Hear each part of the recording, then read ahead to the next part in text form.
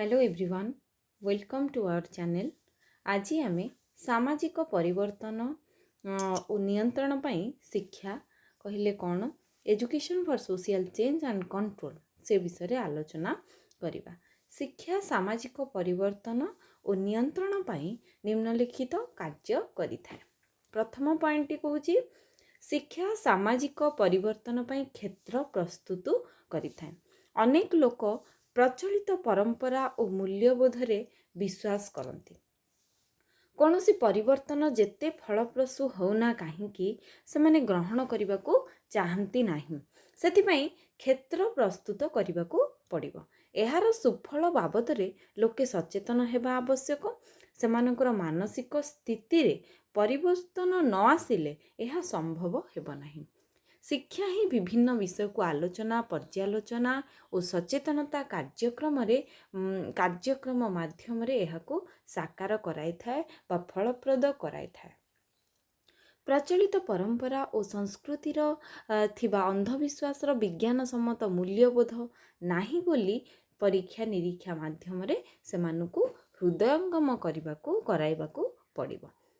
इथिला शिक्षा सामाजिक परिवर्तन पई क्षेत्र प्रस्तुत करिथाय। तापरे रहिछि शिक्षा सामाजिक परिवर्तन को प्रतिरोध करुथिबा उपादान गुडी को पराहत करिथाय। जे उपादान गुडी को प्रतिरोध करिथाय सामाजिक परिवर्तन रे ताकू पराहत करिथाय। संकीर्ण जेमति कि संकीर्ण मनोभाव, विभिन्न परंपरा एवं प्रथा प्रति अजुक्तिकर विश्वास, अंधविश्वास, निजको अन्य मानक ठारू अधिक उत्कृष्ट करिबा इत्यादि उपादान सामाजिक परिवर्तन को विरोध करती। एगुड़ी को प्रतिहत न कले सामाजिक परिवर्तन आशा करिबा वृथा हेबो बा अशिक्षित और निरक्षर लोकंकु एगुड़िक करायत करिथांती। तेणु शिक्षा एमानक भितरे जागरण सृष्टि करिथाय बा शिक्षा माध्यम रे ही आमे पराहत करि परिबा। भल मंद बुझिबार शक्ति जोगाए। अहंकार और भाव प्रवणता ऊर्ध्वरे रही विचार करिवार सामर्थ्य मध्य शिक्षा द्वारा जोगै थाए बा शिक्षा ही जोगै थाए। तृतीय पॉइंट रे कहूची शिक्षा सामाजिक परिवर्तन मूल्यांकन करी एथिरे थिबा अनादृत उपादान गुडी को अपसारण करिथाय। प्रत्येक समाज रे संस्कृति, मूल्यबोध और परंपरा रे किछि भल और किछि मंद थाए। सेगुड़िक मध्यरु जेउगुड़िक विज्ञान सम्मत नुहे बा जेउगुड़िक पछरे बलिष्ठ जुक्ति नाही सेगुड़िक चिन्हट करी अपसारण करिबारे शिक्षा सबले सहायक होइथाय। आम समाज रे बहु दिन पूर्वे चली आसुथिबा शिशु विवाह, परदा प्रथा, छुआ अछुआ भेदभाव एवं बहु मात्रा रे कमी जाइछि। यार मूल कारण कौन ना गण शिक्षा। शिक्षा जेते बढ़िबो सेते अंधविश्वास लोप पाइबारे सफल हेबो।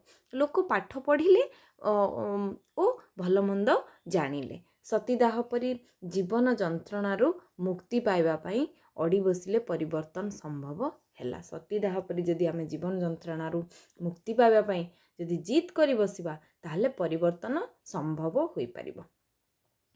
तापर पॉइंट कहूची शिक्षा ए दिगरे नेतृत्व नेबारे सामर्थ्य जोगाए।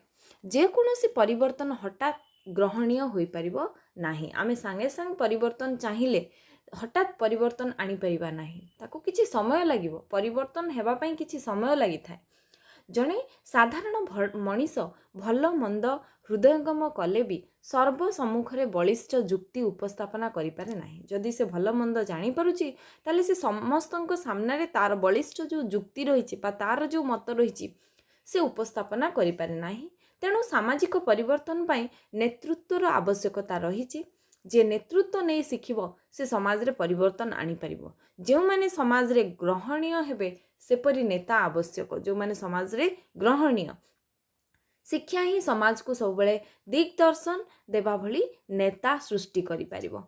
बहु लोकंकर नेतृत्व नेबार दक्षता थिले मध्य जुक्ति उपस्थापना करी विश्वास भाजन हेबार दक्षतार अभाव थाए। तेणु शिक्षा ए दिगरे मध्य सहायक हुए।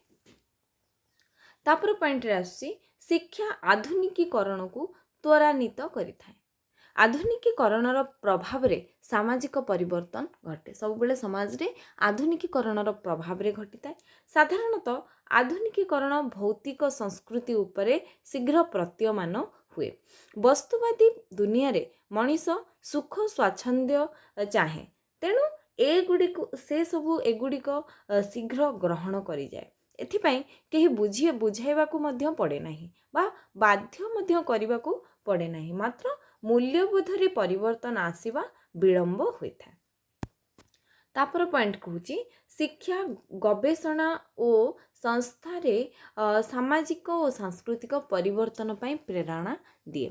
ସମାଜ ବିଜ୍ଞାନରେ ହେଉଥିବା ଗବେଷଣା ବିଭିନ୍ନ ସାମାଜିକ ବିଜ୍ଞାନ, ଜୀବନ ଓ ସଂସ୍କୃତିରେ ଥିବା ଅନ୍ଧବିଶ୍ୱାସ ଗୁଡ଼ିକୁ ଦର୍ଶାଇଥାଏ। ଏହା ଫଳରେ ଆଲୋଚନା ପର୍ଯ୍ୟାଲୋଚନା ଆରମ୍ଭ ହୁଏ। ପରିଶେଷରେ ବିଜ୍ଞାନ ସମ୍ମତ ଚିନ୍ତାଧାରା ଉପରେ ପର୍ଯ୍ୟବେସିତ ପ୍ରଥା ବା ରୀତିନୀତିକୁ ଗ୍ରହଣ କରାଯାଏ ଓ କୁସଂସ୍କାରକୁ ମଧ୍ୟ ସଂସ୍କୃତିରୁ ବାଦ୍ ଦିଆଯାଏ। ଉଦାହରଣ ସ୍ୱରୂପ, ଦିନ ଥିଲା ଯେତେବେଳେ ବିଧବା ବିବାହ ପ୍ରଚଳନ ହେଉନଥିଲା, ବାଲ୍ୟ ବିବାହ ପ୍ରଚଳନ ହେଉଥିଲା। କିନ୍ତୁ ଆଜି ଦିନ ବଦଳି ଯାଇଛି। ବିଧବା ବିବାହକୁ ଲୋକେ ଗ୍ରହଣ କରିନେଉଛନ୍ତି ଓ ବାଲ୍ୟ ବିବାହକୁ ସାମାଜିକ କର୍ମୀମାନେ ପ୍ରବଳ ବିରୋଧ କରି ଅଟକାଇବାରେ ମଧ୍ୟ ସମର୍ଥ ହେଉଛନ୍ତି।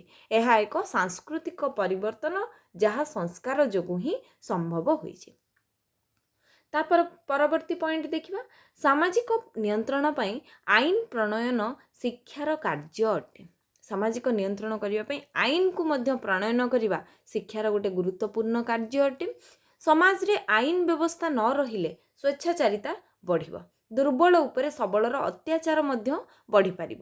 ତେଣୁ ଏକ ଗଣତାନ୍ତ୍ରିକ ରାଷ୍ଟ୍ରରେ ନ୍ୟାୟିକ ବ୍ୟବସ୍ଥା ଅଛି। ଧନୀ ଦରିଦ୍ର, ଉଚ୍ଚ ନୀଚ, ପାଠୁଆ ଅପାଠୁଆ ସମସ୍ତେ ଆଇନର ଅଧୀନ। ଏହି ଆଇନ ବ୍ୟବସ୍ଥା ଦେଶର ପ୍ରତ୍ୟେକ ନାଗରିକକୁ ତାର କ'ଣ କରିବା ଉଚିତ ଏବଂ କ'ଣ କରିବା ଅନୁଚିତ ତାହା ମଧ୍ୟ ସୂଚାଇ ଦେଇଥାଏ। ଆଇନ ବ୍ୟବସ୍ଥା ଦ୍ୱାରା ନାଗରିକମାନଙ୍କୁ ତାର କ'ଣ କରିବା ଉଚିତ ଏବଂ ତାର କ'ଣ ନ କରିବା ଉଚିତ ବା କ'ଣ କରିବା ଅନୁଚିତ ତାକୁ ସବୁବେଳେ ସୂଚାଇ ଦେଇଥାଏ। ଏହା ନଥିଲେ ବୋଧେ ମଣିଷ ବାଘ ଭାଲୁଠାରୁ ଆହୁରି ହିଂସ୍ର ଭାବେ ବ୍ୟବହାର କରନ୍ତା। ଯେମିତିକି କହିପାରିବା ଜୋର ଯାର ମୁଲକ ତାର ବୋଲି। ତାପରେ ପରବର୍ତ୍ତୀ ପଏଣ୍ଟ କହୁଛି, ଧର୍ମ ଗ୍ରନ୍ଥ ଗୁଡ଼ିକରେ ସାଧାରଣତଃ ମାନବୀୟ ମୂଲ୍ୟବୋଧ ଗୁଡ଼ିକ ଉପରେ ଆଲୋକପାତ କରାଯାଇଥାଏ। ସଂସାରକୁ ବିପଥଗାମୀ ନ କରାଇବା ଏହାର ଉଦ୍ଦେଶ୍ୟ ଅଟେ। ଆଗକାଳରେ ବିଭିନ୍ନ ପ୍ରକାର ଭାଗବତୀ ଟୁଙ୍ଗି ଅନେକାଂଶରେ ମଣିଷକୁ ଠିକ୍ ଭୁଲ ସୂଚାଇ ଦେବାରେ ସମର୍ଥ ହେଉଥିଲା। ଏହି ଧର୍ମଗ୍ରନ୍ଥ ଗୁଡ଼ିକର ରଚନା ଶିକ୍ଷା ଯୋଗୁଁ ହିଁ ସମ୍ଭବ ହୋଇଛି। ଶିକ୍ଷା ନଥିଲେ ଆମେ ଏସବୁ ସାମାଜିକ ନିୟନ୍ତ୍ରଣ କରିପାରିବା ନାହିଁ ବା ସାମାଜିକ ପରିବର୍ତ୍ତନ ଆଣିପାରିବା ନାହିଁ। ସବୁବେଳେ ସମାଜରେ ପରିବର୍ତ୍ତନ ଓ ନିୟନ୍ତ୍ରଣ ଆଣିବା ପାଇଁ ହେଲେ ଶିକ୍ଷାର ନିହାତି ଭାବରେ ଆବଶ୍ୟକ ରହିଛି। ଇଏ ଥିଲା ଆଜିର ବିଷୟବସ୍ତୁ। ଯଦି ଭିଡ଼ିଓଟି ଭଲ ଲାଗିଥାଏ ତାହେଲେ ଲାଇକ୍ କରନ୍ତୁ, ଫ୍ରେଣ୍ଡମାନଙ୍କ ସହିତ ସେୟାର କରନ୍ତୁ। ଯଦି ଚ୍ୟାନେଲକୁ ନୂଆ ଆସିଛନ୍ତି, ସବସ୍କ୍ରାଇବ୍ କରିନାହାନ୍ତି, ପ୍ରଥମେ ଚ୍ୟାନେଲକୁ ସବସ୍କ୍ରାଇବ୍ କରିନିଅନ୍ତୁ, ଯାହାଫଳରେ କି ଆପଣମାନଙ୍କ ପାଖରେ ଆମର ନ୍ୟୁ ଭିଡ଼ିଓର ନୋଟିଫିକେସନ୍ ପହଞ୍ଚି ପାରିବ। Thank you.